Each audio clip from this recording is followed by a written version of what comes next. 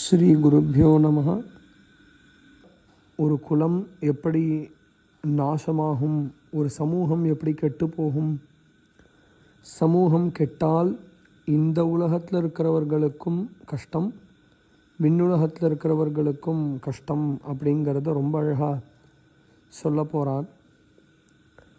அதில் குலத்தில் தர்மம் ரொம்ப முக்கியம். அதாவது ஒரு தனி மனிதனிடத்திலையும் சரி, அல்லது ஒரு குடும்பத்திலையும் சரி, அல்லது ஒரு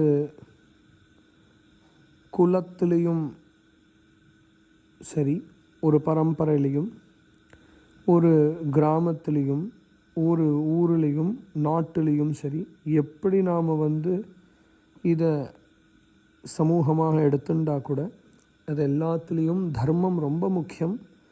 தர்மம் இல்லை அப்படின்னு சொன்னால் நிம்மதியே போயிடும் வாழ்க்கையில் எல்லாருக்கும். அதனால் தர்மத்தினுடைய அவசியம் ரொம்ப ஜாஸ்தி. தர்மம் குலத்திலிருந்து விலகினால் குலத்தை அதர்மம் கைப்பற்றும். அதர்மம் கைப்பற்றினால் தர்மத்திற்கு தூணாக தர்மம் நிற்பதே ஸ்திரீகள்னால தான். ஸ்திரீகள் சரியா இல்லை அப்படின்னு சொன்னால் தர்மம் நிற்காது. அப்போது ஸ்திரீகள் தான் தர்மத்திற்கு ஸ்தூபிகள் அப்படின்னு சொல்கிறார். அப்போது தர்மத்துக்கு ஆதாரமாக தூண்களாக இருக்கக்கூடிய ஸ்திரீகள் கெடுவார்கள். ஸ்திரீகள் கெட்டால் இந்த வர்ண தர்மம் அழியும். வர்ண தர்மம் சங்கரமாச்சு அப்படின்னு சொன்னால் நரகம் ஏற்படும். இந்த உலகத்திலையும் எல்லாருக்கும் கஷ்டம் ஏற்படும், பரலோகத்திலையும் எல்லாருக்கும் கஷ்டம் ஏற்படும் அப்படிங்கிறத ரொம்ப விஸ்தாரமாக சொல்கிறார். அவர் ஒரு வார்த்தையில் சொல்லிட்டு போயிட்டார். இருந்தாலும் அதனுடைய அர்த்தம் ரொம்ப டெப்த்து ஜாஸ்தி.